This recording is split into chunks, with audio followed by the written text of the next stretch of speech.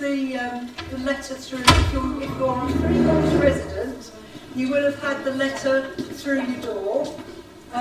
So you've got a little idea that not only is it our AGM, but we're just having this meeting really because we've got to flag up to the people of Freehold, because they are the ultimate owners of the village hall and the playing field, that we've got to flag up that, you know, we're struggling. So we'll deal with the AGM first, which is a welcome from me. I'm the last year's chair, Sue Lowe, and I have had some apologies. Our treasurer, Jeff Fox-Noble, has COVID, so bless him, he can't make it. Councillor Colin Rose is a trustee, he's unable to make it because he's got another engagement elsewhere. Jeff Fox-Noble's son Rowan has sent his apologies. Ian Higgins is working today. So there are several people who weren't able to make it, who would ordinarily be here, that are committee members. And then I've had some apologies from members of the public. Richard and Fran Johnson are on holiday. And Yasmin Wallbanks in Squires Drove, she'd got to be somewhere else this morning. Julia Pawley from across the road, she's elsewhere this morning. And Cheryl Brown, I'm not sure where she lives, but she had emailed me, and again, she's not able to be here today. So I've had some apologies from people. The minutes from the last meeting, really, these have been circulated to the committee members in advance, and I mean, I know there were some people at last year's meeting, but not many of you. So really, I'm relying upon the committee who were here last year to say whether they are happy that the minutes are a true representation of last year's meeting. Anybody unhappy? Let me put it that way. No? So, happy for those to go through? Yeah? Lovely. So we'll keep a copy of those. Helen's got the copy and I can sign those off. So, going back to the agenda. The Treasurer's report for last year. Now, can you see that, guys, on the screen?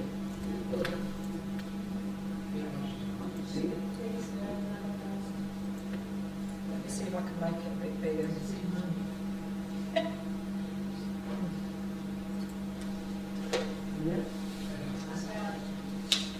Right, now I'm going to have to widen a few of these. Make the figures bigger. Right, so as you know, we've had COVID since the beginning of 2020, which has obviously affected everything. For the hall, just as it has everyone here. But we were able to bring over £10,000 just over from 2020 to 2021. So we started off the year with £10,000 in the bank.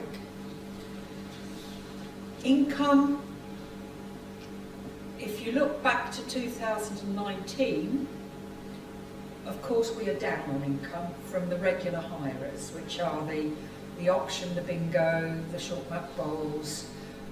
We had some dance running, and at that time we had a toddler group as well last year for a time.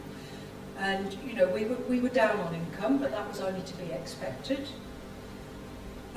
Fundraising, we did manage to run our 160 club, which is the club that it brings in so much money for the hall, and then each month we give out prizes. We have a draw and give out prizes. We weren't able to run a tool fair, a Christmas bingo, really because people were unsure what was going to be happening with COVID. General hall hire, not too bad, and film screening down on a normal year. So, you know, tough. We had some donations. The one thing that kept us going, as you can see, grants from the government for COVID. If it hadn't have been for that, we probably wouldn't have managed to stay open by now.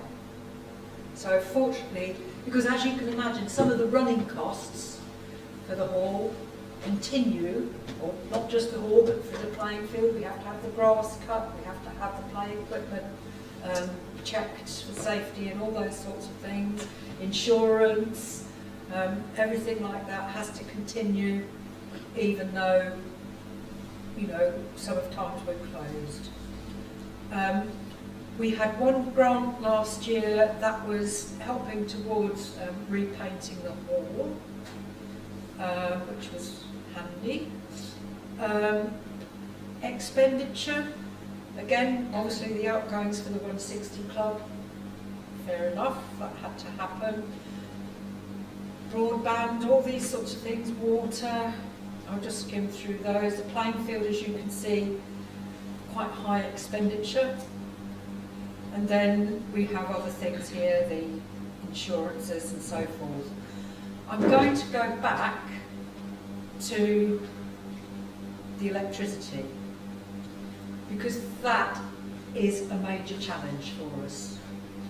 In summer 2020, we were being supplied at about 15p a unit. That has now gone up to 30p a unit. Plus there is the climate change levy on top of that, and VAT. And that is a major problem. The company that supplied us went bust, that was Welle, and because there was no cap on for businesses, we're classed as a business, albeit we're a charity, we had to quickly try and decide what to do, because with the cap going for business, it could have gone even higher than 30p. So what we did, we have signed up with Scottish Power at 29p, but we had to sign up for 3 years. And again, that is double what we would ordinarily be paying. And we've talked to our regular hirers, and they will struggle if we have to put up our costs sufficient to meet that. Can we come to questions? Remember the question, then I'll do questions afterwards. I'll get through my talk first. Okay. So this is, you know, the main issue for us is going to be these increases in expenditure. We need to look at other things like increasing the value of the hall, because I spoke to our insurance company. They have increased the value for properties that they insure. They specialise in village halls. They've increased it by 9%, but they couldn't promise that with fluctuation in the cost of supplies for construction at the moment, they could not guarantee that 9%, if, for example, we had another really bad fire, would be sufficient to cover it.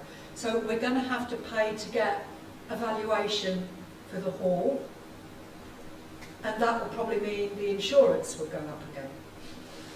So lots of things we've got to take into account.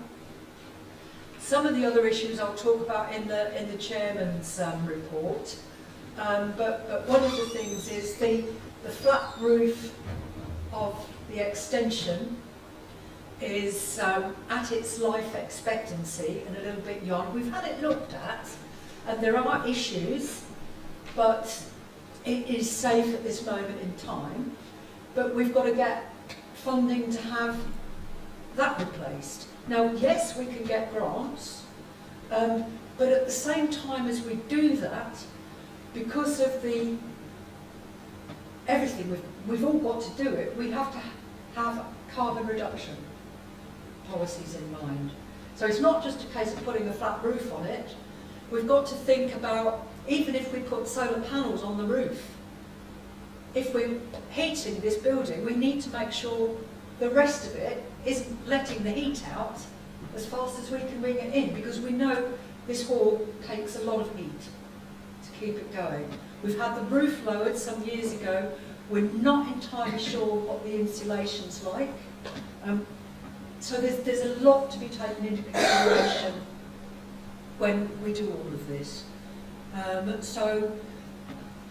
will take any questions now about the finances, as Jeff isn't here, and then I'll go on to the chairman's report. If anybody's got questions. Yeah, what I was going to say, you said that people would struggle and homes would struggle. Well, when we struggle, it's some way around this, is it found? Absolutely, Anne. That is the absolute point. It's not that we've got, you know, we don't have an income other than our hire. If we get grants, they are for you, most usually, apart from the COVID ones, they are for a restricted, which it's called, they are for a specific purpose. So we could get a grant we had the grant to put the film projector and the screen and all those kind of things in and set up the cinema project. But we could only spend the money on that. That's gone anyway, that was several years ago. If we get a grant to do the flat roof, that will be for that. We might get a grant to help improve insulation. But it is very rare that grants are to be had for running costs. That's what I was going to say. Is it in the general situation, the way it is there any way we can apply to for some sort of grant? With running costs, very doubtful. So, and Rachel, you had a question? No, I think we should apply for grant for solar panel because we not just make money, we can sell back and earn money. Very true. Right. We need to apply for solar panel grant. So basically, no other specific questions about the finances. This is the Treasurer's summary. This will be audited. We have to make our annual return to the Charity Commission in October, and before this goes off to the Charity Commission, this will be audited, independently audited for accuracy. But years gone by, we've not had problems, so I don't envisage, there'll be a problem. So I am now going to come on to the chairman's report. And basically, if I can find it, it really is going over some of what I've been saying already, in that our biggest challenge is just meeting the cost of electricity, and I'll just open this. Oh, that's the wrong one. So it didn't help if you open the right one.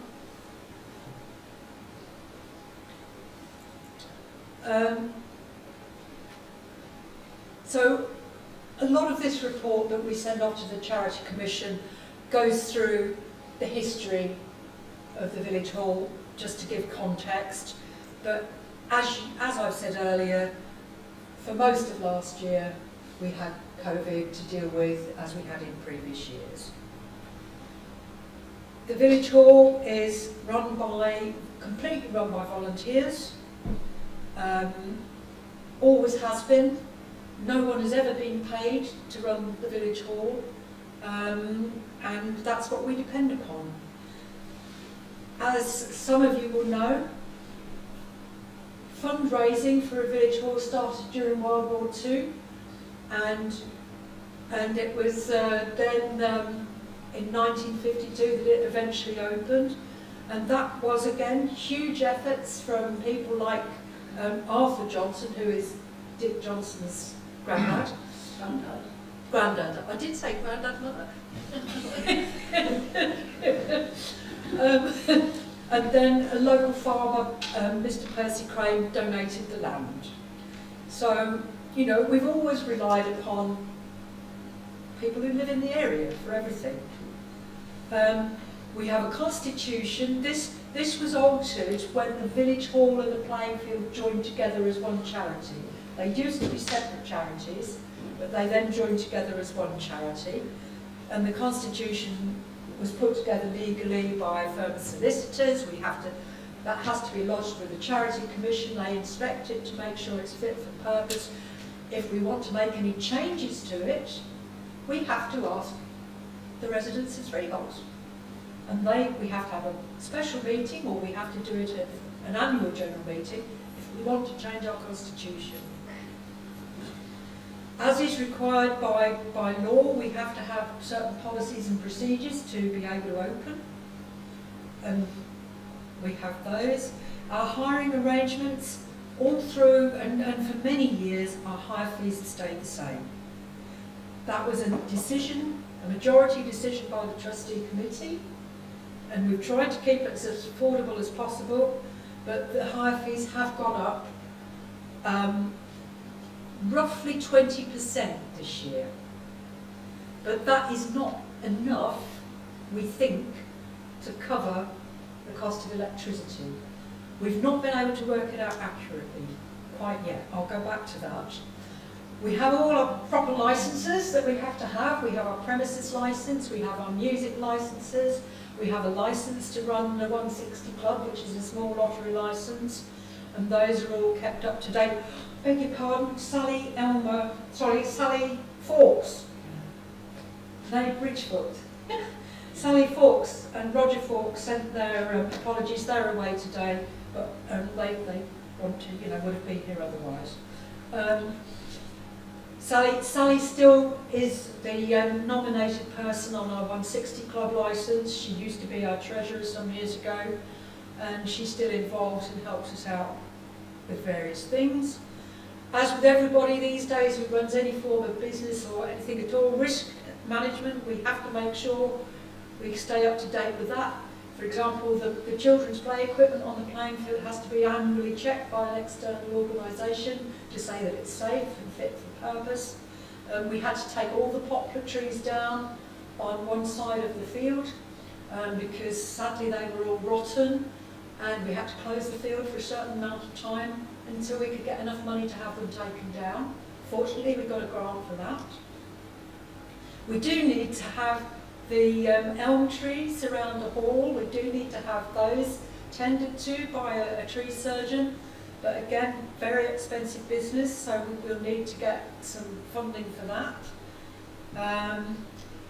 Bits fall off them, sadly, and we just haven't got people who can do those sorts of things. So, outside of COVID, we have a number of regular hirers, which I've mentioned. We've got the Bowls Club, Pam, who's the treasurer now. Used to be Hazel was treasurer, wasn't it? Was she? I've forgotten. But anyway, thank you for coming, Pam. Welle Cinema, which is actually run by several of the trustees.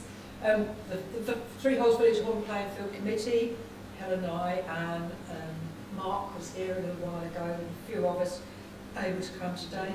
Our Parish Council have meetings here from time to time, and Christine, Councillor Christine Aston, she also comes and attends our committee meetings as well. She's here today. The Friday auction, Dennis and,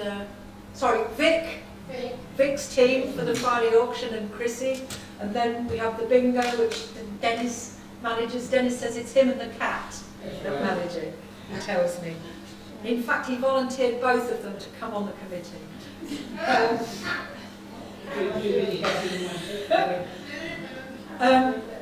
Until the start of this year, we had a really successful toddler group meeting here on a Wednesday morning, but they lost their staff member who was running it. They got helpers, but they need a qualified member of staff, and as far as I know, they've not been able to get a replacement. So that's a real shame, because we were really excited about that. And then obviously we have one-off things. We've started doing Pilates on a Tuesday evening, and then after that we have Quick Disco, which is again run by the hall, and that's just purely run as a fundraiser. You turn up, you have a dance, and then, get either your 10,000 steps or burn off a few calories and make a few moves. It's quite good fun, actually. I enjoy it anyway. So, you know, that was it. I've been through the funding. We you know, at the beginning of 2021 we had nearly 13,000, and at the end of 21 we got 26. But that was primarily the COVID grants. Otherwise we'd have been in trouble. Okay. The hire was low, but that again was because of COVID. Running costs were the key expense, obviously. We can't get away from it. You know, we have to have insurance, electricity. We do have a cleaning supplier. Someone comes in 4 hours a week. And we do have to have the playing field maintained. As far as, you know, most of the things that are done, all the committee of volunteers, we have a lot of volunteers who will come and help at events. So, yeah, the achievements in 21, we managed to keep going despite COVID. We have been attending, or I have been attending on behalf of sort of this committee, I've been attending the Welle Parish Neighbourhood Plan, and we were pleased that that was adopted last July. That was good. And I had been co-opted as a parish council member in 2020, and Anne was elected, but both of us did resign last year. Future plans. Well, as I've said and keep saying, it's all about, we need lots of volunteers. At the moment, we can't afford to pay anybody. We don't have, you know, a hall manager or anything like that, and we can't afford to pay one. So it falls to the people who are involved to do everything, which, you know, not being funny, but people getting older, people have illnesses, you know, not only COVID now, but Jeff, our treasurer, has got rheumatoid arthritis quite badly. And, you know, and then Ian has, I can't remember all his ailments are, but he's not a well man, is he? Bless him. He's got a list. And, you know, so we struggle. And the kind of things that we struggle with as well, and it's not just because he was my dad, but my dad, bless him, because it had always been the sort of thing he was used to doing. He used to come and weed round the outside of the hall, cut the grass. David Forth as well, we've lost David Forth too. And he used to cut the grass when my dad wasn't able to do it anymore. And, you know, my dad would go and empty the litter bins on the playing field and all those sorts of things. And if all the rubbish came home, we had a compost heap and the bins got filled up. But we didn't mind, but it's just, he's not there anymore. Mum did loads of stuff. We've got a little thank you to Doris Forth. She's passed away as well. I mean, they did years of it, you know. And Mum says to me virtually every day, oh, I can't do anything anymore. And I said, Mother, think of what you have done. And, you know, and this is the thing, we're grateful to people who have helped us over the years. Bill is here again, and Carol helping us out with our history display. He's helped Three Holes Hall loads of times over the years. And, you know, without people like that, we wouldn't continue. The big problem for this village is, and it's not just this village, it's across the country. We've lost our shop, we've lost our post office, we've lost our pub, we've lost our petrol station, we've lost our church. All the places that people would meet, get to know each other, chat, tell each other what was going on, they've all gone. Some people use Facebook, but then that can cause problems because you put a little sentence on and it gets misconstrued or, you know, blown out of proportion. Or people say, you must advertise more, you must market more. We've lost Welle in Touch. Did you used to get Welle in Touch magazine? Used to come out every month. Well, Paul Hazel, who was involved in that for years, died last year. And John Holland, he's poorly. And there's nobody taking over these services to the community. To be honest, you know, we've got a website and we put bits out on Facebook, but we can't afford to be advertising everywhere. It's really expensive to advertise. So we do what we can, but, you know, we recycle our film banners every month and put stickers on them, you know, and those sorts of things. But it's tough. It is tough. So, good news. Richard Johnson and Fran have said they can probably help out with some of the grass cutting. Because we were thinking, we have been paying CGM, company based at Downham. I think they've got a couple of addresses actually. They've been doing the main cutting on the field. The gentleman who used to help with the cuttings too poorly, needs to do ear replacements. But Richard and Fran think they can help with some of the grass cutting, so that would be good. Then I heard from Yasmin Warbanks, who lives in Squires Drove here. She thinks she can help with some of the admin, or perhaps just if we need somebody to come and unlock and lock the hall sometimes, she could do that, so I'll be following up that with her. Julia Pawley, I don't know whether you know Julia, she lives across the road. She's, I mean, people are sending lots of ideas of things, you know, snail racing and car boots on the field. But we've had very few offers of actual physical help. And without physical help, we're really going to struggle to run as much as not having enough income. I mean, for example, just as a sort of like a quick calculation, I worked out for the period of March how much the electricity cost.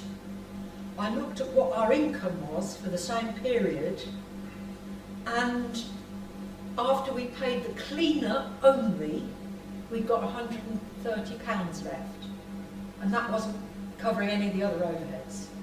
Now, I know we don't have to have the heating on the whole year, so, you know, sort of maybe 6 months a year it's on, 6 months of the year it isn't. But even then, that figure means we would not be able to cover even 6 months of heating and 6 months without. So, you probably saw in the newsletter, one of the things I've asked is, because our playing field isn't really used terribly much, so, and it costs a lot of money to maintain it up to now. So it's, what else could we do with it? Could we put a solar farm on it for the benefit of the community? There are grants for communities to set up solar farms. Somebody would still have to run the solar farm, which I kind of just thinking, you know, as I was working all this out, possibly that would be then a role for what would have been the playing field committee, that they would then run the solar farm.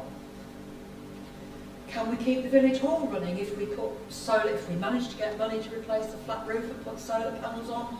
And if we also have the solar farm, could we use some of that for the village hall to keep the cost of the power down?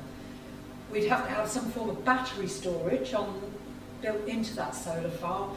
It all costs loads of money, and I don't understand how it all works entirely, but I've looked and there are other people doing that.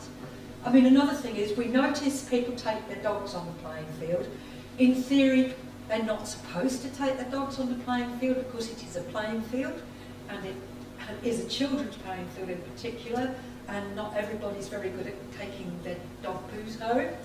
So, but we've got nobody to police it, so it's sort of that way. So, you know, the other thought was, well, we get a grant and turn it into a, you know, a secure dog exercise area, and people pay a small amount to hire it every now and again.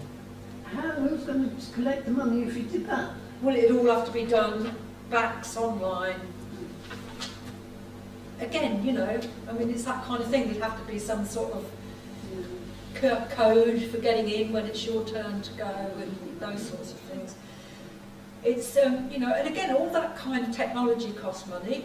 It is prone to falling over when we have power cuts and those sorts of things. But these are just things I've been thinking out. People, as I say, have sent ideas.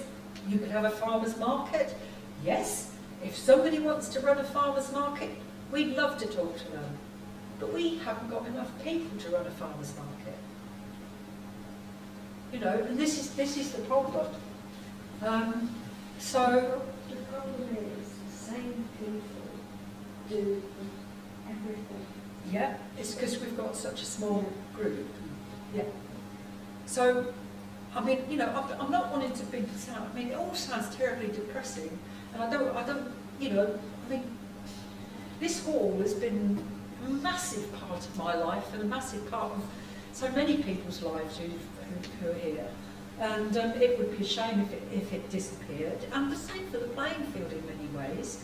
But, you know, I can't volunteer to do what my dad does. I'm trying hard to keep Townsend Road weeds down and things like that, just where we live.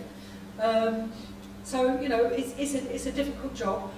The Community Action Norfolk, which is the organisation for Norfolk that oversees the voluntary sector, in some parts of the country they're called ACRE, Action for Communities in Rural England. Our version is Community Action Norfolk. They have been in touch with me, and again, they can't offer physical help to come and run it, but they want to use Three Halls Village Hall as a case study, because they feel that this is going to be an issue not just in Three Halls and West Norfolk, but everywhere in England. And particularly with the fact that we've all got to try and become carbon neutral, and a lot of the village halls are old and not set up for that. So they're going to try and help flag up what is happening and using Three Halls as the case study. They are going to lobby government, I think fairly quickly from what I've been told, to remove the climate levy from electricity bills for community groups with premises and charities with premises. They are going to try and do that, and they have been speaking to the local authorities, you know, West Norfolk and Norfolk County Council, Broadland and all of those, and they have said they appreciate it's not their responsibility, but they have said please at least support and raise awareness of the issues. So that is I'm delighted about that. I only found that out on Thursday. So I'm really pleased that they're going to get involved. Any questions or suggestions or whatever about what we've been through so far? It's Have you really, looked at heat source pump? Again, that's another. But the time they would go under your playing field, so you actually run pipes under it, and basically it then. Absolutely. I mean, we've got a heat exchange system at home, an air source heat pump at home.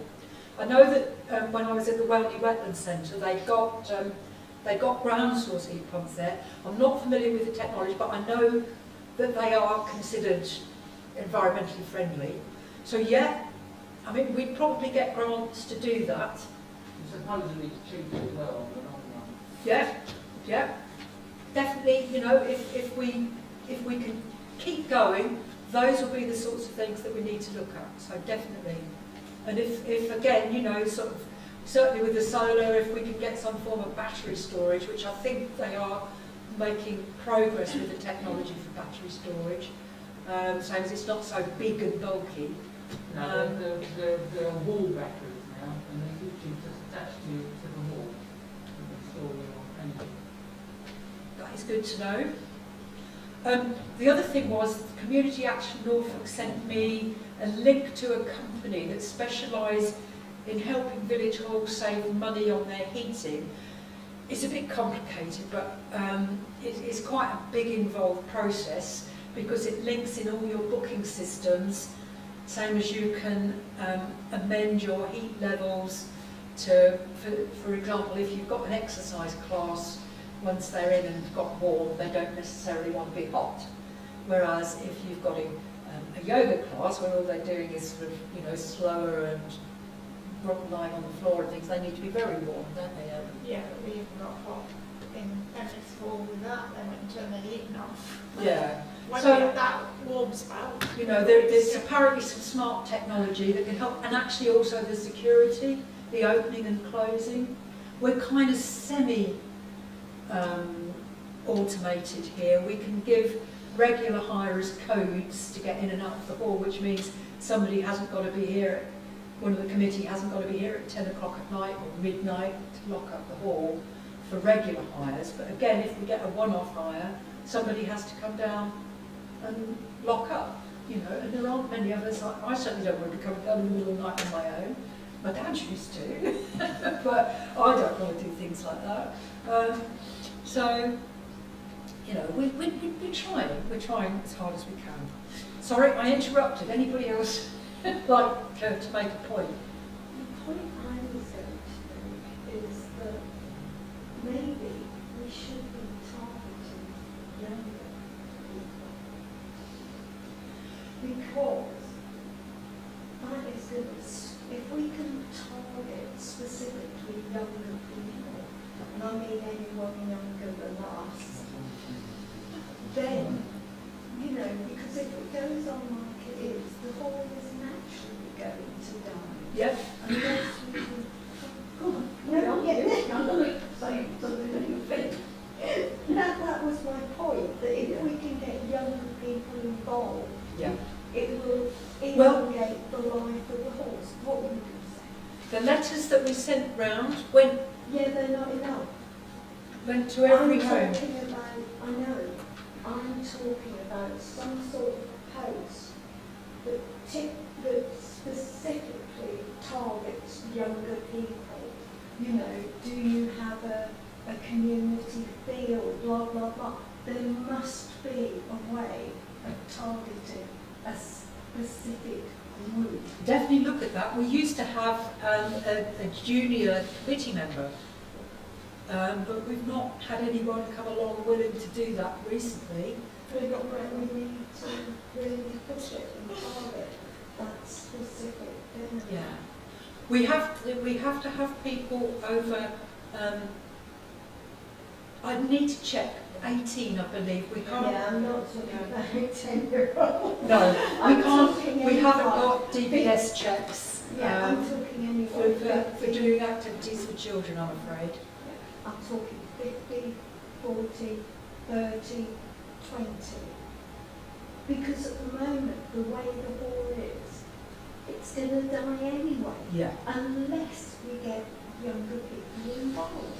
I mentioned that to the lady from Community Action Norfolk, and she said what their research has shown them is that, for example, when I was growing up, right, I'm now virtually 66, but Mum and Dad had a business, but Mum worked from home, and she was able to run the youth club and the Sunday school and those kind of things and a lot of the events, because she didn't work full time, or she fitted the work around it.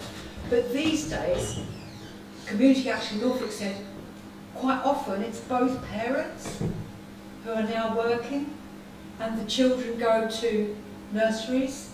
So there aren't mums or dads, not wanting to, you know, distinguish between either, but there isn't a parent or carer available during the day to bring their children and help run things. And I hadn't thought of it that way.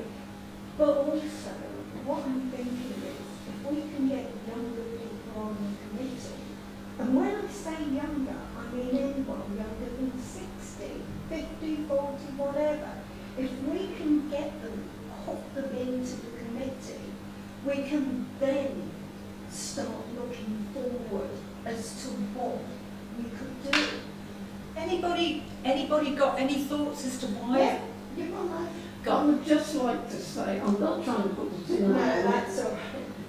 but we've tried this over the years. People who came to the youth club, who I know very well, can you come and, well, they're busy, and this has happened all the time. Fortunately, Susan is a bit different. We once had youth clubs, we had youth dances, everything, but everybody don't want that now. They don't want youth clubs, they want to go somewhere else, so to Last time you had a, sorry to interrupt, last time you had a youth meeting here, they wrecked the place. a... Yeah, You're absolutely We had a right. rave. Absolutely Yeah, wrecked the you're right. place. That was the last youth dance we those had. as well, and Yeah. big pieces up, the Yeah, fresh I know, toilets. I know that, because I had to get rid of them. Yes, you did. I had to clean up after them. Yeah, I'm sure actually, you'd be surprised how much I got them to do before they left. It was There weren't a lot then. Oh, Was that, come on. was that the hen party or was that the park? Because we had two We were really bad buildings, supposed to didn't be we? a birthday party. Yeah, It we wasn't.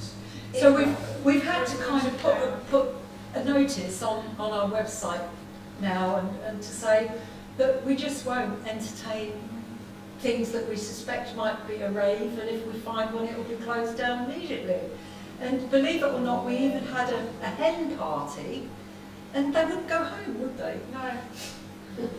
They were not welcome. I must have, when I delivered the form, Stephen said to me, you know their deeds. And they Well- even tried to book again, but I have red letters, you I know. felt sorry for I them. said, you trashed the floor last time, you are not coming again. I think that, They didn't ring back. I mean, we don't discriminate. Anyone can hire the hall. We just want to know that they are people who will be considerate and careful and stick to the rules. That's all we want to know. They can be aliens for all I care, and they can come to use the hall as long as they stick to the rules. It's people who abuse the rules that we don't want. Don't care who they are. That can be the royal family. If they abuse the rules, we don't want them. But we So- made a mistake of dropping the surety, think didn't we? everybody Now here- we've introduced the surety, that puts people off. I must say. Everybody here must realise that this used to be a local community where everybody knew each other. It isn't the same anymore, so I can see why a lot of us struggle, because people either commute to work and back, and they haven't got time to come to play bowls or whatever. But how are you going to get the young ones into, I wouldn't like to say now. What about redeveloping? Do they want to build on here, they want to build on there, build on there? That's right. Why don't you speak to the developer, have it all knocked down, and then start, and that's how you're going to get them in. You've got to build new houses, a new outlook on the thing.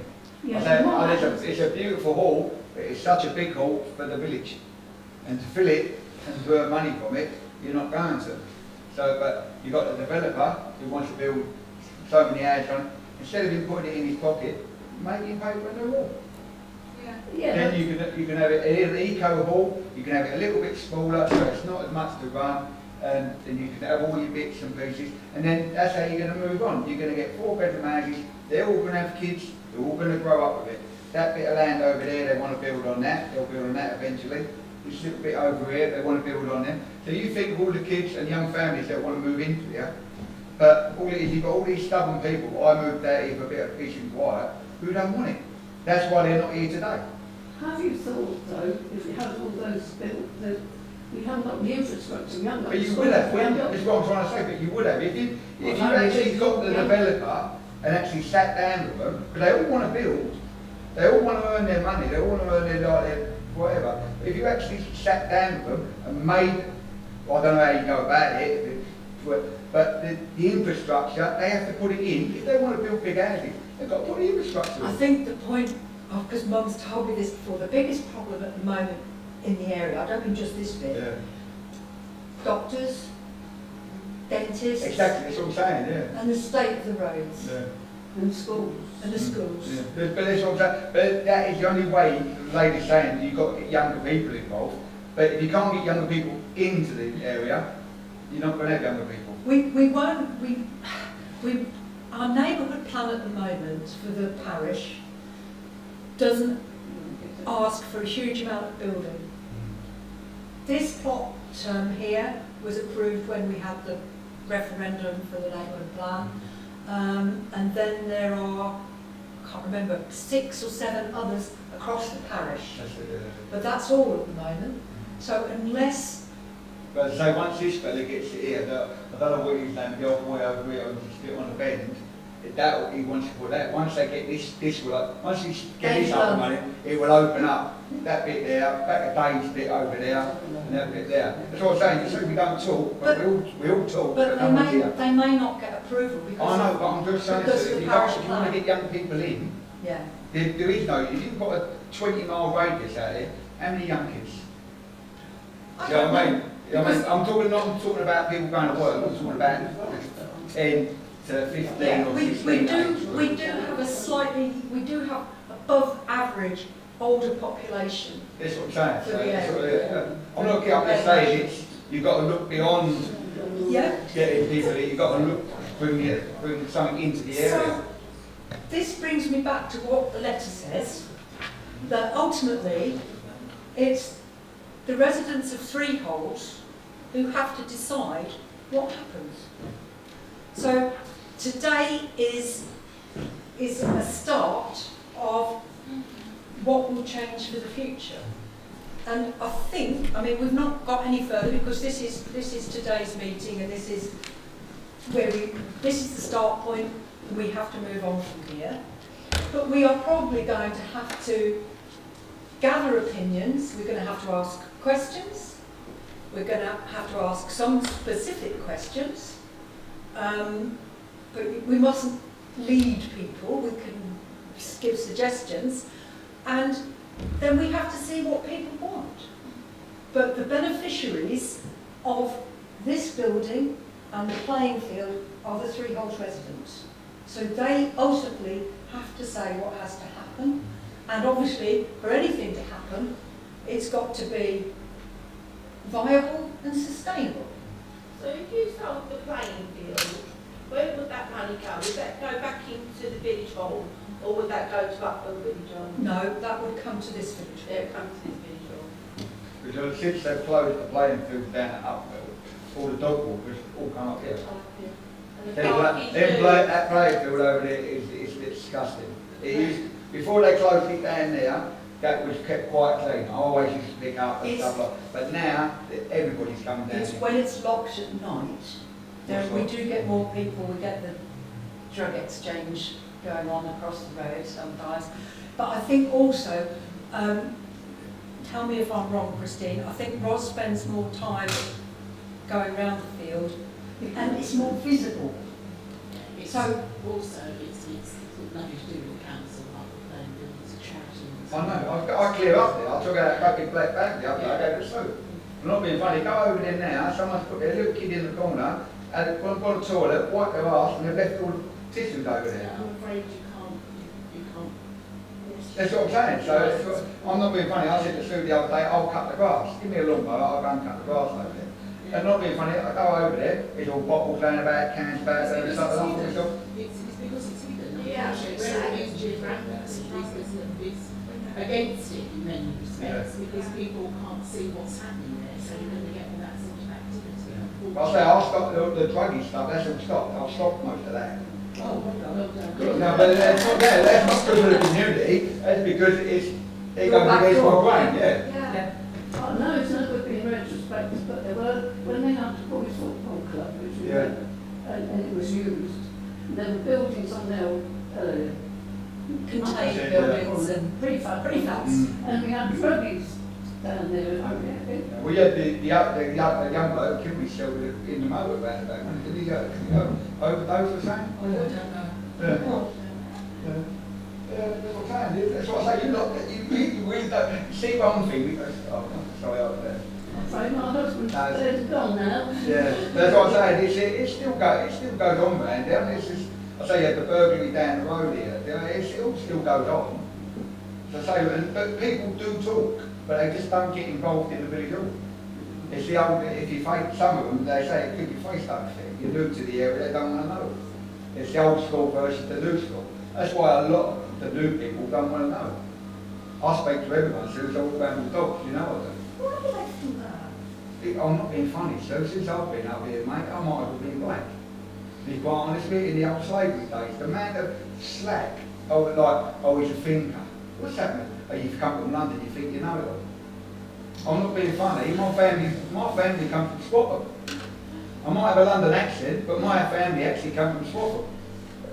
Anyway, I'm not being funny, but man, honestly, it has been absolute. I've not heard that, how you're thinking. Yeah, oh, that's the start of it, babe. Do you know what I mean? Yeah, you think you know it. Oh, no.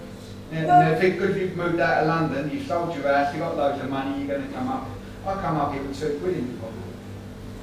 But you also did it the other way, you speak with the local accent, a lot of people think you're a A figure, yeah. I'm not being, oh, man, I don't discriminate against everybody. Not being funny, everybody in Freehold sort of know me.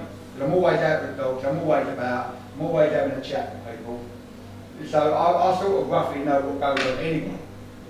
So it's, but that is a lot of the way that people think. I just don't want to mix with, it's a weird way of looking at things.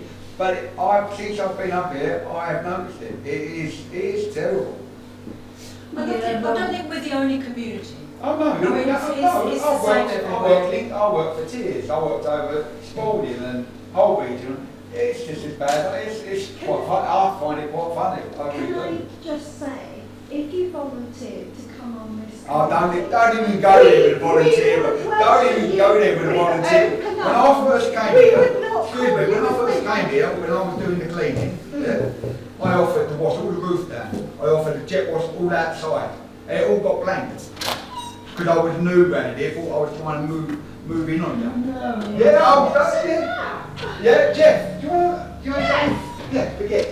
Do you know what I'm saying? Forget this, Sue. I'm not even going there with this. Ready on that. No way. No, there's people in here who know what I've tried to do here. I offered to do a lot here, and I got blanked because I was new to the area. And I wanted to put that rubber up. When you I don't. Because you're in trouble now, you want help. You was offered help at the beginning. No. Not to sue me, it's the first reading about If you've got a young kid in, to take to wipe, you know when you got all the paint where you do your painting and all that. You know the windows and all that. Why done that? Not them, they stood outside that flag. Overnight when I come home to do the cleaning, I painted all your ledges. And nobody ever knew that, did they? Well,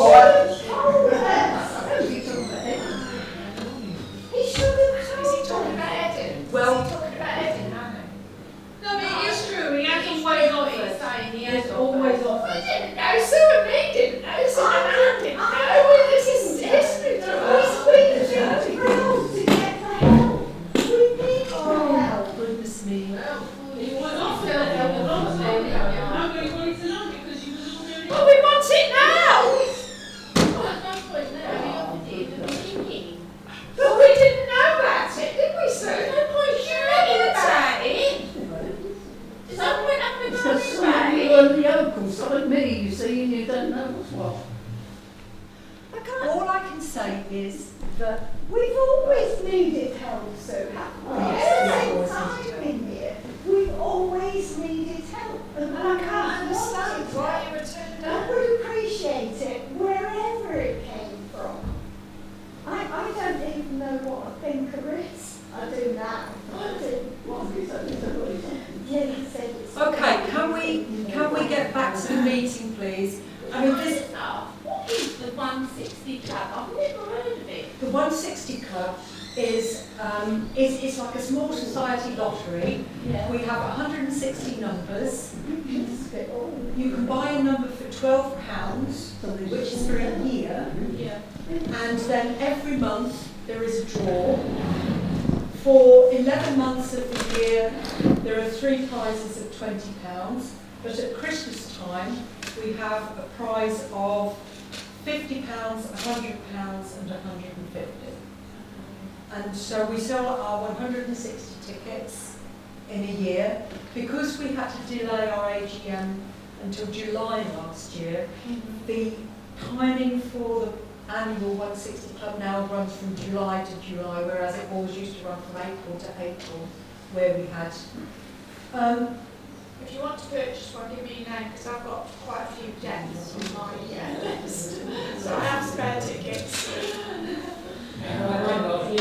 Alright, you just. Well, we have the video talk about it, Chris, and like, oh, well, I'll have 200, but Yeah, I'll have one. you'll have one, right? If you give me your details, I'll put you first on the Right. I will go and talk to Darren and Wendy and just find out exactly what happened. Quite upset. It sounds Yeah. like it was probably Eddie. Well, not necessarily. So it's, I mean, he put a lot of people off, didn't let's he? put Oh, let's not make this personal about anybody. I'd rather keep it. But Yeah. Well, actually, if you persuade them, we would welcome Oh, it yeah. with open arms, and would have done years ago if we Yeah. know. Well, prior to the lockdown, anytime we did have the safety and service out, we still over there and we still have us all out. Yeah. Yeah, when they were locked down and things. Yeah. So who offended you, do you know? So I will go and speak to Darren and Wendy. So I should leave it till we calm down. so Not today. I think basically the next move is that we've got to try and get a new committee, because the next part of this meeting is that all the existing committees stand down. Here today of the existing committees, me, Sulo, Helen, Jeff, bless him, can't make it, he's got COVID, Anne is here, Rowan, Jeff's son, couldn't make it, Ian is at work, Mark came but said he could only stay for a short time, he's gone, Vic is here, and Colin has just made it. Well done, Colin. My apologies, sir. Environment agency meeting. No, I know you said, I didn't think you'd made it. So we will all stand down, and then we receive nominations. You can nominate yourself, or you can nominate somebody else if you think they'd like to be a committee member.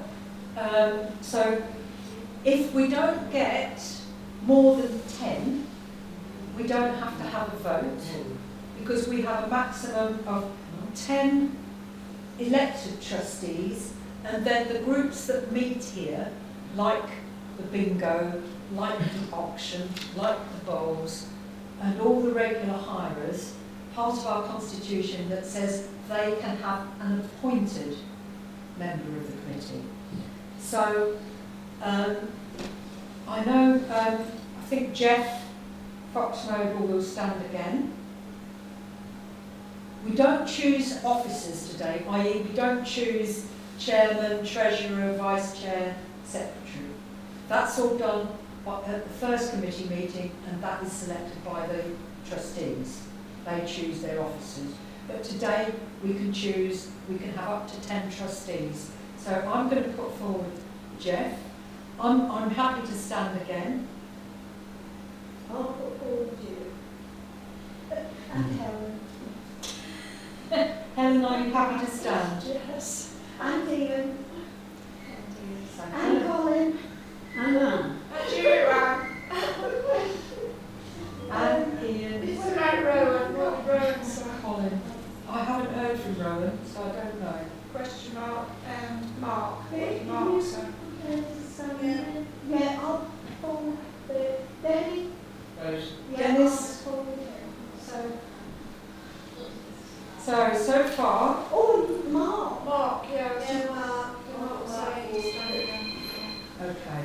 So far, we have Jeff Fox-Noble, Sue Lowe, Ellen Hartley, Anne Higgins, Ian Higgins, Colin Rose, Vic French, Dennis Martin, and Mark Henson. That's not. nobody knew. Nobody knew at the moment. I propose Richard Scones.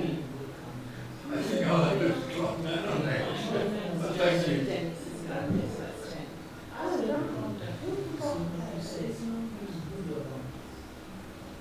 Who are we missing? Rowan. Yeah. Question mark, yes, Rowan.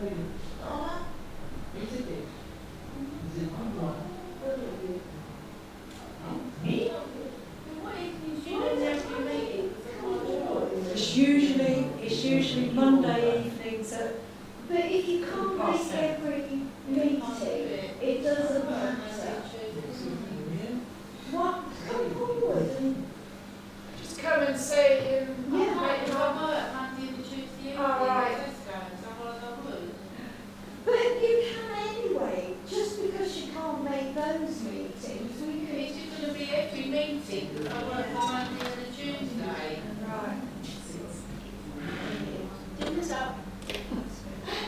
Unless we change the day of the meeting, Sue, is that? Well, then we get this problem of, We've got Wednesdays night at yoga on yeah, Wednesday night is the only other night that, as far as I know, the committee events are available. And,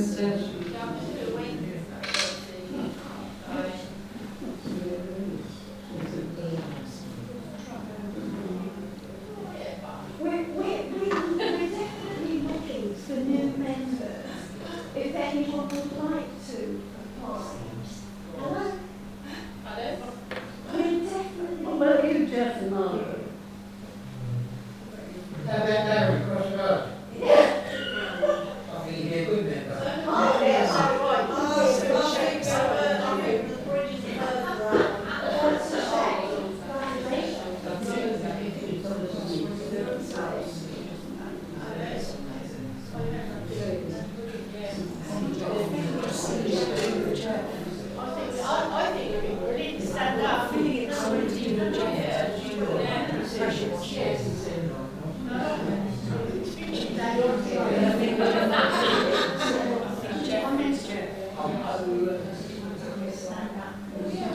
right, so we don't have any more at the moment. I will ask Catherine Hallbags, because she said she was willing to get involved.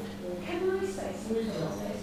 I think she's a lady that contacted me about something else, and I suggested she get involved, and I'm not sure that... Has she got dogs? Yes. Now, I've got a feeling I suggested this before, and I'm not sure that she would, because of the dog she needs to be involved. Could be wrong, but I'm sure... But her partner is very good. Sorry? Her partner is a very nice man. Ah. He lives their house on here. Ah. Yeah. How many would you like? Me, I'm too young. I will also ask Julia Pauly. Yes. She was on one. Yes, I know, yeah. Yeah. So, we have 1, 2, 3, 4, 5, 6, 7, 8, 9, 10. We've got 12 names, 9 of which we know will stand. Vic and Dennis don't have to be elected because they are They're hires. hirers, so they could automatically be. Sorry, if you want to right, so that's another name, isn't it? I don't want to press Pam because I know they've got a lot to contend with. Yeah, but you don't have to do anything, we just need I won't say that, Anne, because we do need people to do things. That is the whole. Well, we do, but we need the names on as well. Right, so we have nominated at the moment Jeff Fox-Noble, Sue Lowe, Helen Hartley, Anne Higgins, Ian Higgins, Colin Rose, Mark Hempson. We put Rowan Fox-Noble in, Jasmine Hallbags, Julia Pauly and Tam Russell. So that is 11. Oh no, Pam, because you're a group. So that is 10. You're the Bowls Club. So we've got 3 appointed, which is Pam, Vic and Dennis. And then we have got 10 that would need to be elected, but because we can have 10, we haven't got to go through a process of somebody being left out. So that's the result. This doesn't mean that other people can't get involved as volunteers. Yeah. You know? So, While I'm here and putting me spoken, just for people who don't know what the village was, can I say, the idea is about younger members. Those letters went out to lots of people who all belong to the village, and they're younger than you. So they all have letters, so they know about it. So I'm not trying to... No, I know what you're saying. I'm thinking in terms of more specifically targeting those maybe so that really concludes the main business of the meeting, which is getting the new trustee committee for the next year. What I would do is ask all those trustees, I will send a copy of the, there's a registration and declaration of eligibility which is issued by the Charity Commission. Basically, you will need to read that and then sign to say that you are fit to be a trustee. You can't, for example, have had a company that's gone into administration or those sorts of things and be a trustee. But I will send one of those to each of you, and then at our first meeting we will all sign a hard copy, and that will be kept, and we can send that to the Charity Commission when I send everybody's names on and off. We will set a date for the first committee meeting, which I'm wondering whether that could be next Monday, the Monday after. Oh no, we've got the surgery next Monday. So I will contact people. It will be a Monday at the moment. Whether we try and change that, I don't know. But we've kind of worked out that the early nights was. You're at work. The only other times are Saturdays and Sundays. And people don't always want to give up Saturdays and Sundays. Okay, so we've gone on a little bit longer than anticipated, but I think it was worth doing.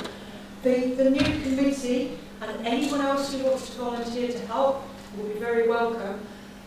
We have got to look at how we move forwards with finding out what the village wants and what we can do to keep it running. We've got people who put forward suggestions, and if some of those can happen and we can make enough money or cut the cost of the electricity and physically get more, bodies to do stuff, then they smell the dinner.